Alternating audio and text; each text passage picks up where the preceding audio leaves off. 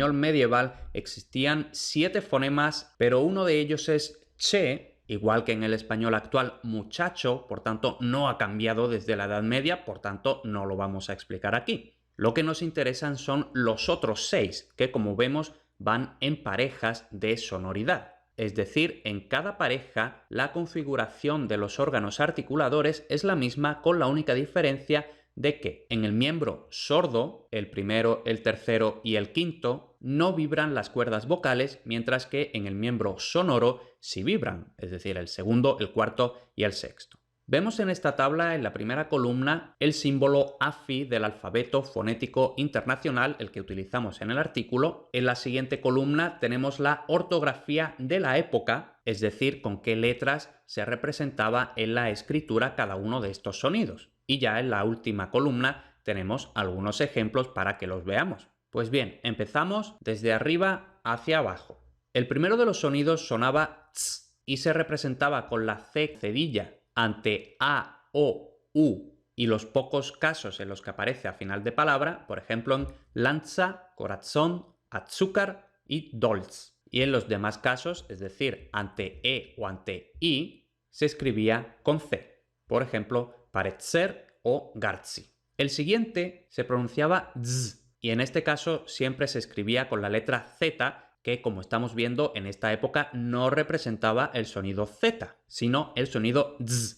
Entonces, por ejemplo, zitzania, razón, fazer, diez. El siguiente sonido es el único que ha sobrevivido hasta el español actual, el sonido de la S, pero como vemos por el simbolito que aparece debajo de la S, es una S apicoalveolar. Es decir, no es la S típica andaluza, no es la S típica de Hispanoamérica, sino la S del centro y del norte de la península. Es decir, no es S, sino S. ¿Y cómo se representaba en la escritura? Con una sola S al inicio o al final de una palabra, por ejemplo, ser o mes, y con 2 S en medio de palabra, por ejemplo, ser y mes, y con 2 S en medio de una palabra, por ejemplo, oso. Y ojo, vemos que las 2 S no representa una S doble, no es oso, sino simplemente para marcar que es sorda, no es sonora, como precisamente el siguiente caso. Y antes de seguir, una pequeña aclaración, porque normalmente esto no aparece en la bibliografía o no aparece claro, o en algunos sitios se dice una cosa, en otros sitios se dice otra cuando se dice algo, y la cuestión es que al final de palabra, en algunos sitios se dice que la S era sorda, en otros sitios se dice que la S era sonora. Yo en esta tabla la he puesto como si fuera sorda. Esto no es una verdad absoluta, o yo al menos no puedo decantarme claramente por una opción o la otra.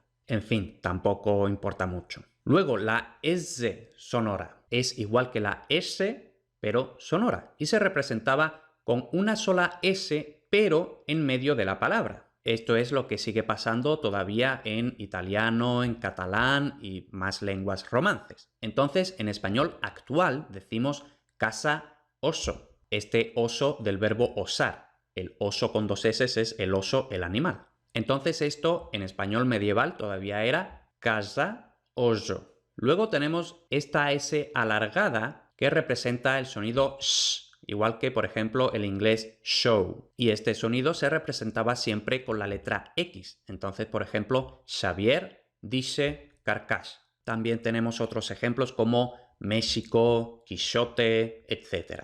Y por último tenemos el fonema j, que se representaba con J ante A o U, por ejemplo, paya, viejo, junta, y con G ante E o I, por ejemplo, gente, sagitario. Por tanto, estos son los 6 fonemas del español medieval que van a entrar en el reajuste de las sibilantes en el siglo de oro. Eso es lo que vamos a seguir viendo a lo largo de todo el artículo y en los siguientes vídeos. Muchísimas gracias a los mecenas que han hecho posible este vídeo y el artículo para el que ha sido creado.